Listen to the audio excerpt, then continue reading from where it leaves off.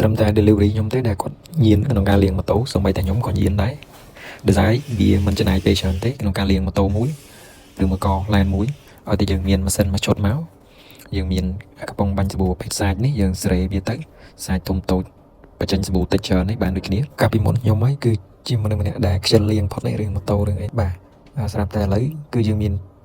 គ្រឿងដុសនៅគ្រឿងលាងសាប៊ូបែបហើយទំនើបអញ្ចឹងទៅលាងយើងអត់ប្រើពេលយូរទេហើយវាចំណេញផងព្រោះខែនេះវាខែភ្លៀងអញ្ចឹងទៅភ្លៀងស្អីរាល់ថ្ងៃយើងអត់មានពេលយើងខ្ជិលយកទៅកន្លែងលាងហើយជីមកដល់ផ្ទះប្រឡាក់វិញល្មម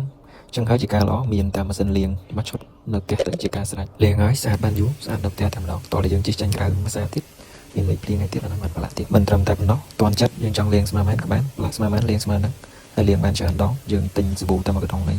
តែម្ដងនេះទៅលាងបាន30-50ដងមួយវិញទៀតភ្ញៀវយើងវាច្រើនគាត់ថាគាត់ចូលចិត្តលាងដោយសារលាងទៅវារំសាយអារម្មណ៍ចឹងអូខេខ្ញុំមានប៉ុណ្ណឹងជួបគ្នានៅคลิปក្រោយទៀតអរគុណ